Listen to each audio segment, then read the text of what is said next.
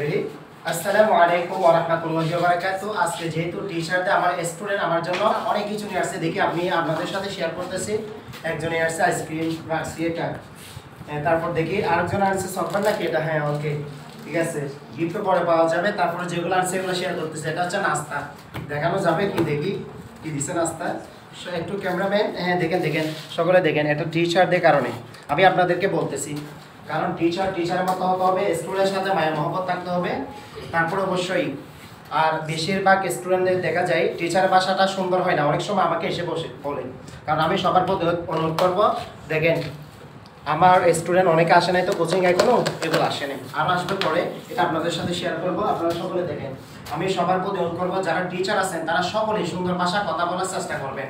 অনেক সময় আমার স্টুডেন্টরা এসে বলে স্যার এই টিচারটা এভাবে খারাপ ইউজ করে, এটা থেকে বিরত থাকবেন, সুন্দর ভাষায় কথা বলবেন।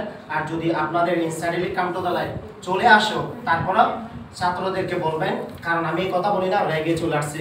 যখন একটা টিচার ক্লাস করে অনেক সময় চলে আসে, এটা কিন্তু অনেক স্টুডেন্ট বুঝতে চায় না এবং অনেক গার্জিয়ানদেরকে অর্থাৎ কানে চলে যায়। আমি আরেকটা কথা বলি সবার প্রতি, টিচার হচ্ছে কি জানেন, টিচারের কোন সবার জানা থাকতে হবে, যাকে তাকে টিচার বলা যাবে না। এই বাদশাহ সেকান্দর অর্থাৎ বাদশার একটা বাদশা ছিল, বাদশার ছাত্র ওই ছেলে যখন উস্তাদের কাছে পড়তে দিছে, তখন উস্তাদ কি করছে, ইচ্ছা মতো পিটাইছে। একদিন দুই দিন আসার পরে পিটার পর যখন উনি মারা গেছে, বাদশাহ ফারসের বাচ্চা মারা গেছে, মারা যাওয়ার পরে ছাত্র বলতেছে হ্যাঁ ঠিক আছে, এখন যেহেতু আমার উস্তাদ আমাকে ইচ্ছা করে পিটাইছে, আমি তো এখন বাদশা হয়ে গেছি, আমার আব্বু যেহেতু মারা গেছে, আমার উস্তাদকে ডেকে নিয়ে আসো। ডেকে নিয়ে আসার পর উস্তাদকে বসাইছে, বসার পর বলতেছে ওই দিন কেন ইচ্ছাকৃত বাবা আপনি আমাকে মারছেন। উস্তাদ হাসি দিয়ে বলতেছে কেন মারছে, এবার আপনি শুনেন ভালো করে। এক নাম্বার হচ্ছে কি, আমি যে আপনার উপর জুলুম করছি, কেন জুলুম করছি, আপনাকে একটা শিক্ষা দেওয়ার জন্য। আপনি যখন আপনার আব্বু যখন মারা যাবে, আপনি যখন বাদশা হবেন, বাদশা হওয়ার পর আপনি যদি গরিবদের জুলুম করেন আপনার কিরকম লাগে, এটা বোঝার জন্য আপনাকে এই শিক্ষাটা দিছি। দেখছেন, এটা হচ্ছে শিক্ষক থেকে নিছে।